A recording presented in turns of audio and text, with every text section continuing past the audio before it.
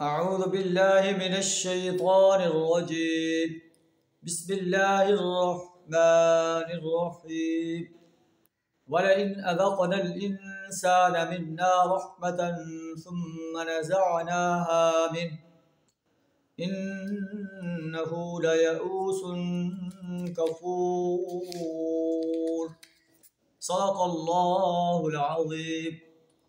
سورہ ہود آیت نمبر 9 آپ کے سامنے تلاوت کی ہے، جس کا ترجمہ کچھ اس طرح ہے: وَلَئِنْ أَذَقْنَا الْإِنسَانَ مِنَّا رَحْمَةً، اگر ہم کبھی انسان کو اپنی رحمت سے نوازنے کے بعد پھر اسے اس رحمت سے محروم کر دیتے ہیں، إِنَّهُ لَيَئُوسٌ كَفُورٌ، پھر وہ مایوس ہو جاتا ہے اور ناشکری کرنے لگ جاتا ہے۔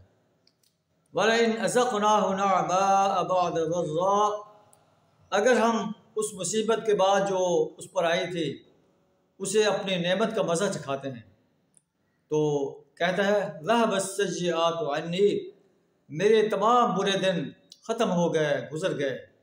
انه لفرح فخور، پھر وہ پھولا نہیں سماتا اور فخر کرنے میں لگ جاتا ہے۔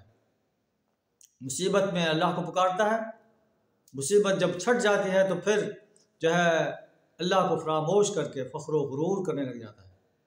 الا الذین آمنوا وعملوا الصالحات، مگر وہ لوگ جو ایمان لائے، عمل صالح کرتے رہے، اولئک لہم مغفرۃ واجر کبیر، ان کا یہ طرز عمل نہیں ہے، وہ ہر حال میں اللہ کے حضور سجدہ ریز ہوتے ہیں، اللہ کو پکارتے رہتے ہیں۔